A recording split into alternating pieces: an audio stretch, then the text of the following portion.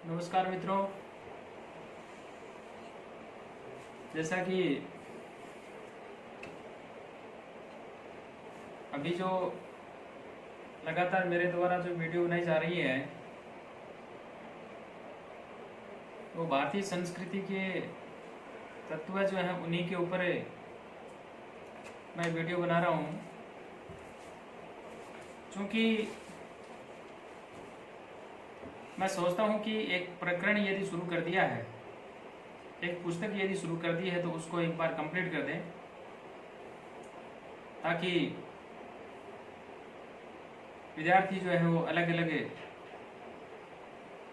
उसको जो है देखने में अपना समय व्यतीत न करें। दूसरी बात, किसी भी विषय को या किसी भी पुस्तक को यदि लगातार हम प्रस्तुत करेंगे तो उसका थोड़ा जो सारांश है वो भी निकल पाएगा। अन्यथा कभी कोई सा प्रकरण, कोई सी पुस्तक, कोई सा टॉपिक, कोई सा बिंदु और कभी कोई सा ऐसा यदि करते रहेंगे तो ये भी एक बीच में बाधा हो जाती है। तो मैं आज जो चर्चा करने जा रहा हूँ वो कंपटीशन की दृष्टि से तो महत्वपूर्ण है ही है, परंतु जो नियमित कक्षाएं जो संचालित होती हैं यूजी स्तर की, उनमें फर्स्ट ईयर के अंदर ये चैप्टर जो है संचालित है। और उसमें आज मैं जो ये प्रस्तुत करने जा रहा हूँ वो है भारतीय संस्कृति के अंदर जिन 5 यज्ञों का जो उल्लेख किया गया है उनके संदर्भ में मैं प्रस्तुत कर रहा हूँ, निवेदन कर रहा हूँ। तो भारतीय संस्कृति के अंदर जो यज्ञ है उसका बहुत ही महत्वपूर्ण स्थान है। यह वैदिक धर्म जो है उसका मेरुदंड है।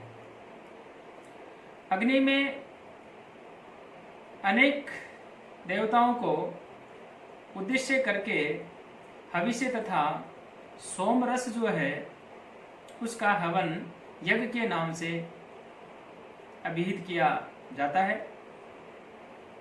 जैसा कि हम जानते हैं, स्रोत यज्ञ से तात्पर्य वैदिक यज्ञ से है।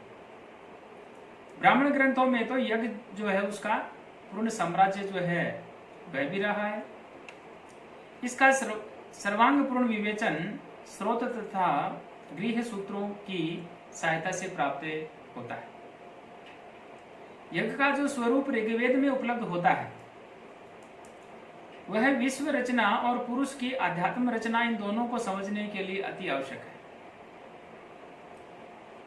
ऋग्वेद के पहले ही मंत्र में अग्नि देवता जो है उसको यज्ञ का देवता कहा गया है।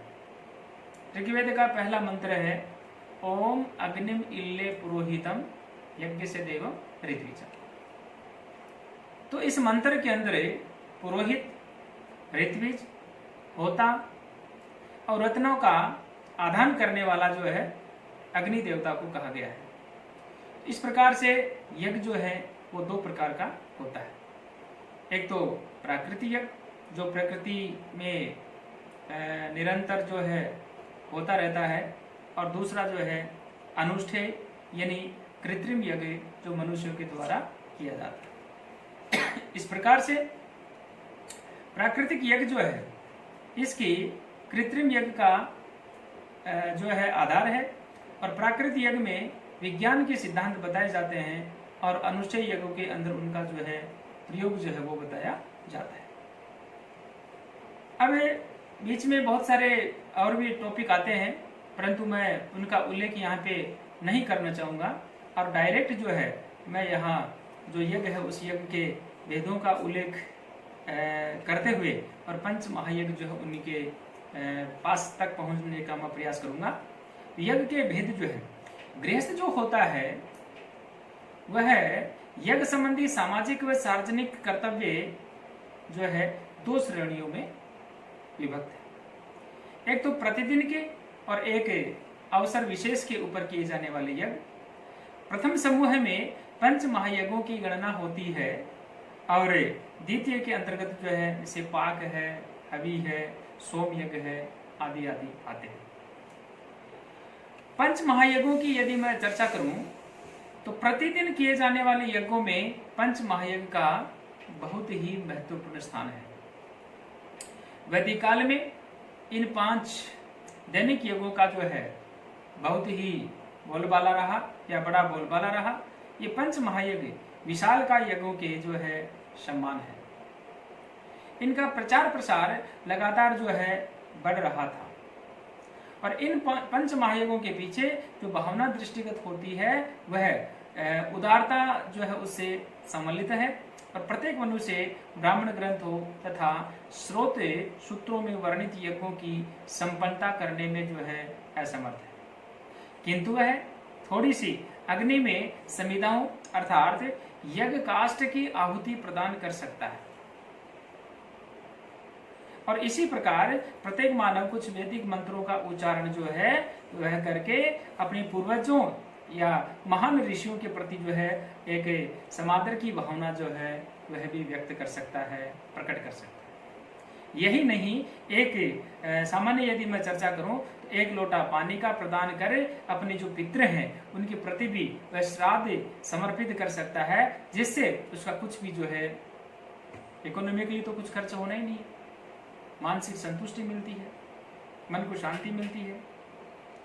और यह पूरा का पूरा जो है चर अचर जगत जो है उसकी एक ही सृष्टि की रचना है। इसलिए जियो और जीने दो की भावना अथवा लेने और देने की भावना अवश्य होनी चाहिए।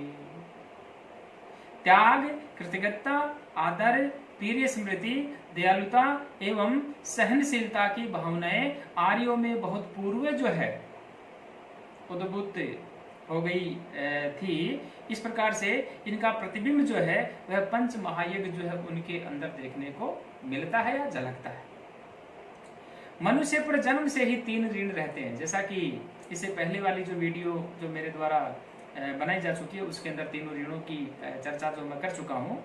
तो इस प्रकार से जो पितृ ऋण, ऋषि ऋण और देव ऋण कहलाते हैं, इनके अतिरिक्त मानव जो होता है उसका अपने पारिवारिक बंधुओं तथा सृष्टि के अन्य प्राणियों के प्रति भी जो है उसको दायित्व जो है उपस्थित होता है। ये 5 उत्तरदायित्व क्रमशः है संतानोत्पत्ति, यज्ञ, ज्ञानार्जन, नृयज्ञ एवं अन्य प्राणियों के प्रति जो है भूत यज्ञ करने से चुकाए जाते हैं। 5 उत्तरदायित्वों और जो यज्ञ हैं उनकी भारतीय प्रणाली जो है संस्कृति और नैतिकता की जननी है। इसके द्वारा प्रत्येक के लिए कर्म करना एक आवश्यक जो है वो धर्म कार्य जो है वह हो जाता है। इस प्रकार से यहाँ ये जो यज्ञ हैं उन यज्ञों के संदर्भ में ये कि मैं आपके सामने मैंने ये निवेदन किया। मनु ने क्या किया कि मनु के अनुसार इनमें भी जैसे चुल्ली है, पेशणी है, उपस्कर है, कंडनी है और जलकुंभ नामक 5 पापों से मुक्ति के लिए पंच महायज्ञों का विधान है। ये सारी की सारी जो मैंने अभी जो आपके सामने जो नाम बोले, चुल्ली, पेशनी, उपस्कर, कंडनी और जलकुंभ जो है ये घर के अंदर पाए जाने वाली वस्तुएं हैं। और यही कारण है कि गृहस्थी के लिए यह करना आवश्यक समझा गया तथा इसके अनुष्ठान से व्यक्ति जो होता है उसको जो यहाँ अपना जो उसका लौकिक तथा पारलौकिक जो है दोनों ही जीवन उसके सुखमय बन जाते हैं, ऐसा मनु का मानना है। इन यज्ञों से मानव जीवन का विश्व के प्राणियों के साथ अनिवार्य रूप से संबंध रहता है एवं वे परस्पर एक दूसरे के प्रति सेवा और कर्तव्य के बंधन से जुड़े रहते हैं। सदाचार के मूल में भी जो ये बातें लगभग ये आती रहती है, कही जाती है।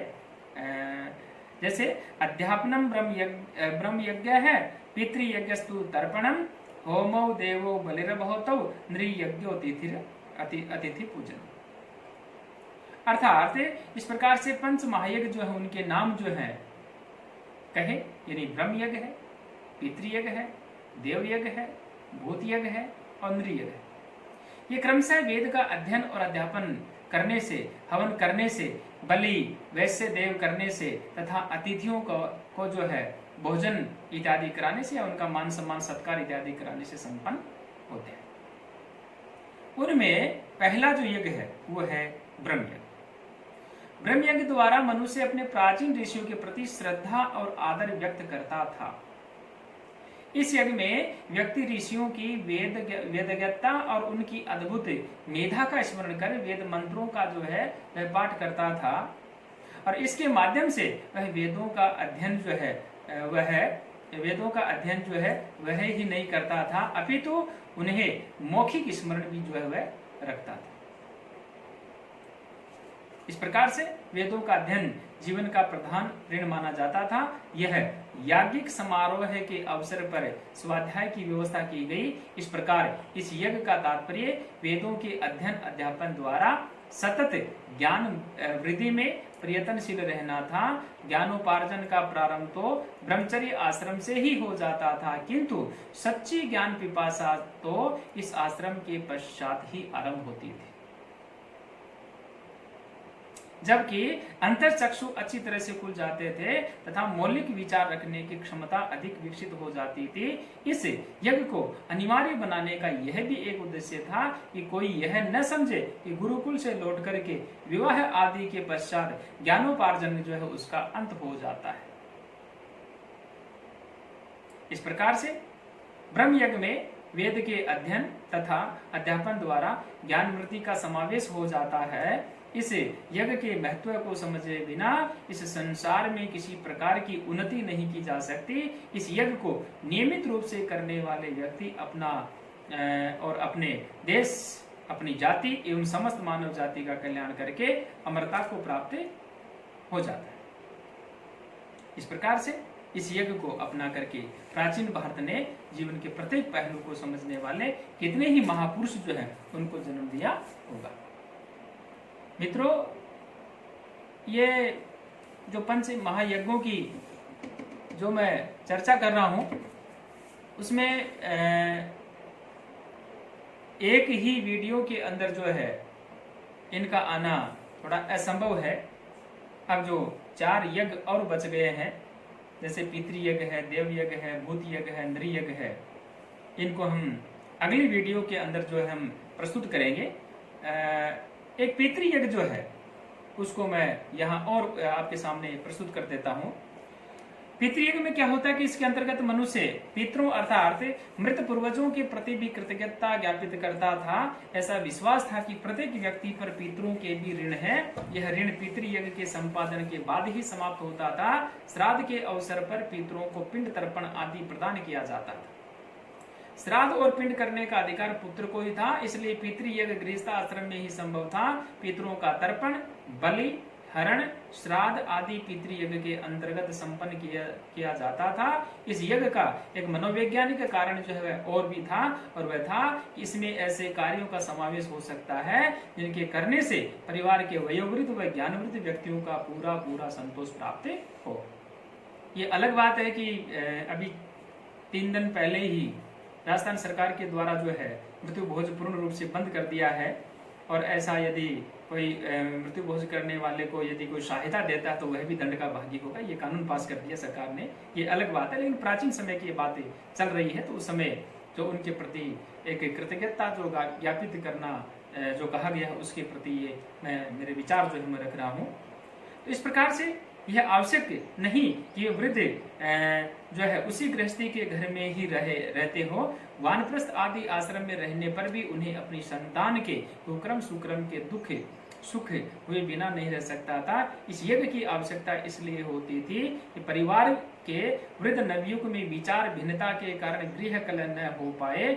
ज्ञान प्राप्ति के पश्चात भी एक व्यक्ति अपने कर्तव्य से उन्मुख हो सकता है। जैसा कि आजकल कितने ही स्थानों पर इस प्रकार की बातें देखने को मिलती है कि समाज में अच्छे समझे जाने वाले बहुत से सुशिक्षित जो व्यक्ति होते हैं वो भी अपने वृद्धों को संतोष जो है वो नहीं दे सकते हैं। इतना ही नहीं, वे अपने कृत्य से उन्हें जो है कष्ट भी जो है पहुंचाते हैं। आज नवयुग व वृद्धों मनोमालिन्य तथा झगड़ों की जड़ में भी जो है ये बात है। आजकल के शिक्षित पुत्र अपने वृद्ध माता पिता के प्रति तटस्थ वृत्ति धारण करते हैं, कहीं कहीं तो स्पष्ट रूप से विरोध भी करते हैं। आश्रम व्यवस्था के लोप हो जाने से वृद्ध जो है वह नवयुग एक ही परिवार जो होता है उस एक ही परिवार के अंदर रहते हुए साथ साथ रहते हैं और उनका दैनिक जीवन गृह कलह से परिपूर्ण रहता है। इन झंझटों को दूर करने के लिए ही भारत की प्राचीन ऋषियों ने पितृयज्ञ का निर्माण किया था, जिससे पारिवारिक जीवन जो है आनंद पूर्वक व्यतीत किया जा सके। धन्यवाद मित्रों। 3 जो यज्ञ हैं वो अगली वीडियो के अंदर प्रस्तुत करेंगे। Thank you.